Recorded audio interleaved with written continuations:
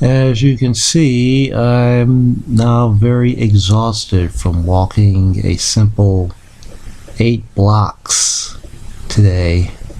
That's how it is now. I mean, before chemo, I could walk 8 blocks like it was nothing. In fact, as far as I'm concerned, it is nothing. But now, time I walk even a very short distance, I get exhausted. Mainly because of chemo. Yeah, I hate that. Like earlier today, I went to the store that's about 4 blocks from my house, and when I got there, I had to stop and rest for a few minutes. And after I bought the stuff, I again stopped and rested for a few minutes. After that, I started walking home. Then about a block later, I had to stop and rest again because chemo makes walking exhausting. But anyway, after that rest, I eventually got home. Yep, I can't believe I made it. Yeah, well anyway, the truth is I do feel slightly better about my particular circumstance, as far as chemo goes, because my oncologist suggested that I not take chemo because of certain immunological problems I'm having, and as a result, I've been on chemo in about a month. At least that's what it seems like. I'll say I haven't been on chemo for about a month. Yeah, that could work. Let's see. One of the big problems I had with chemo was that I would get extremely dizzy and black out and collapse. But that doesn't seem to be happening, although the dizziness does remain, and it does tend to make me fall over or something like that. Yeah, let's see, what else is there? Yeah, damn, I should have wrote this down. There's some other issue I could bring up about chemo. Yeah, I might as well say this anyway. I'll bring up that other issue, chemo issue, later anyway. But yeah, chemo, as far as I'm concerned, chemo is a form of chemical warfare. And if I remember correctly, chemo was derived from chemical weapons, so that statement's not too far from the truth.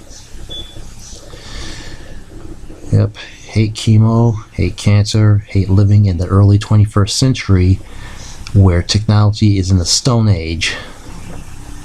This is the height and depth of bullshit.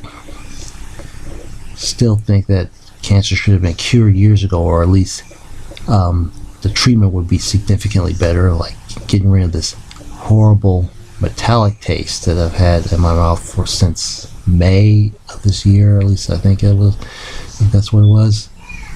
Yep, I hate that. That's why I'm losing weight, because I'd rather starve than taste that metallic taste.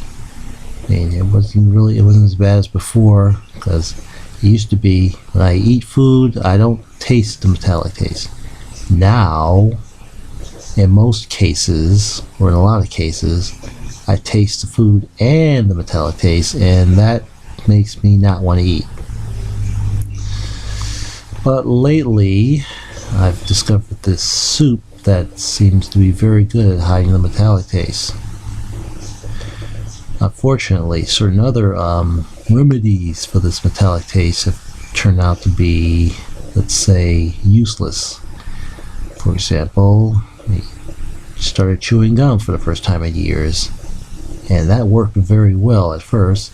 Then, a few weeks later, it didn't work at all. In fact, what happened is that it seems like the metallic taste is, or let's restate that, it seems like the gum acquired the metallic taste, and gum tastes basically like soap. Similarly with hard rock candy, which is something that my oncologist suggested. At first it worked fairly well. Now it's horrible. It's just like with gum. You can taste the candy and the metallic taste. Yep, I hate that.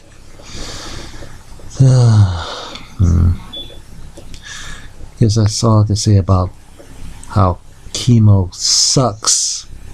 And if there's anything else I have to say about how it sucks, I could always bring it up in a future video. Right now, I'm going to talk about Back to the Future 2, my favorite movie. As you may know, Back to the Future 2 takes place in the year 2015, which of course is next year. And you'll notice that some of the technology they got was correct and some not so correct. One thing I want to note is payphones. I mean, payphones are on the verge of extinction. So you'd think that by 2015 there would be no cell phones at all. So that's a bit bad. That's a bit off. And hoverboards, of course. The thing about hoverboards is that a lot of people say that a lot of people say. Just to say that if they come out next year, then Back to the Future 2 will be accurate. If not, then they won't be accurate. Thing about hoverboards is I'm wondering if they actually do figure out how to make those things work, will it work on an electromagnetic levitation system, or will it work on some kind of I guess wind propulsion system? Yep. I have seen on the internet some occasional real life examples of hoverboards. They might be hoaxes, they might be real, or if they are real, they probably don't work as well as portrayed in the movie. But I would like to see hoverboards happen in real life, and hopefully by next year.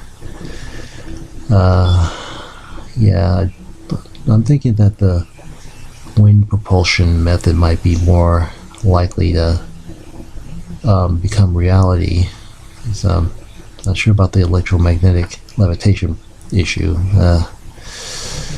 Yeah, okay, let's see. Flying cars, yeah. The thing about flying cars is that technically they've been around for a long time, but it's because of, I'm going to say, because of publicity problems, most people don't know about them. Yep, one of the biggest, I guess, issues with flying cars is this company called Terraflugia, or is it Terraflugia, whatever.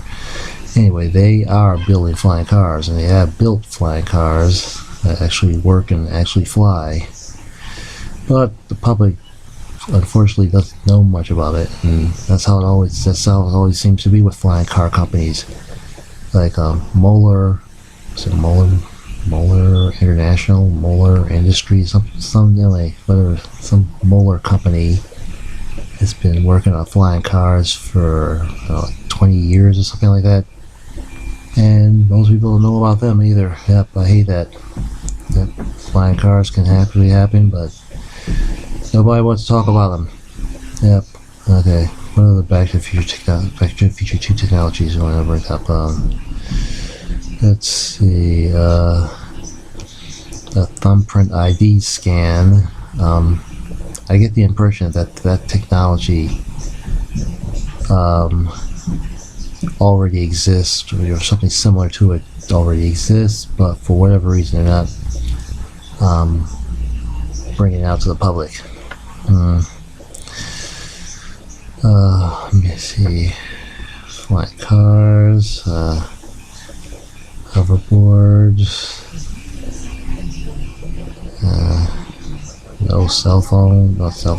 no payphones and payphones or whatever.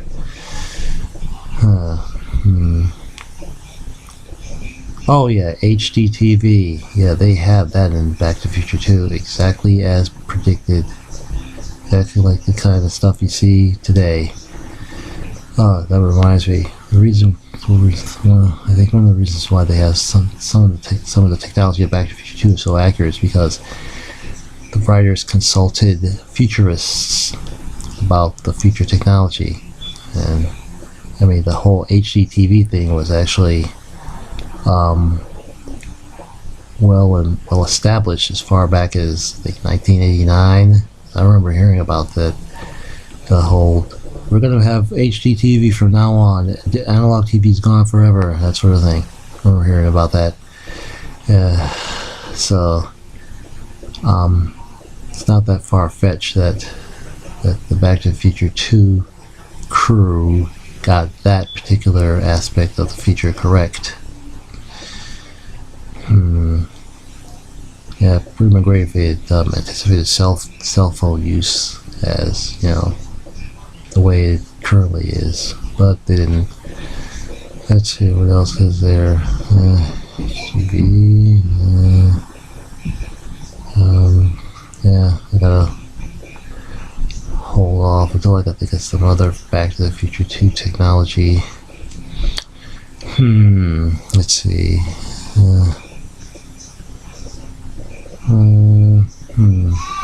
I would like to at least bring up one more thing before I end this video. But so far I can't really think of it.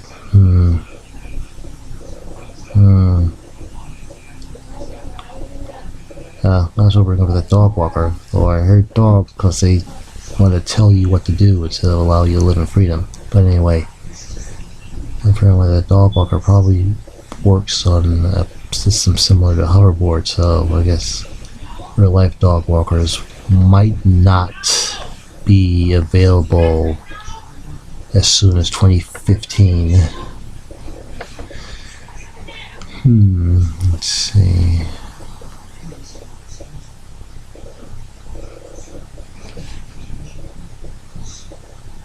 Looks like I'm stuck, but I don't want to be stuck because I want to at least bring up one more issue, one more technology. What I should do is look at Starlog magazine where they bring up Back to the Future 2 or whatever. It's a possibility, but I don't feel like looking through it at Starlogs, and chances are Starlog is waterlogged due to the flood that happened a couple of weeks ago. Let's see.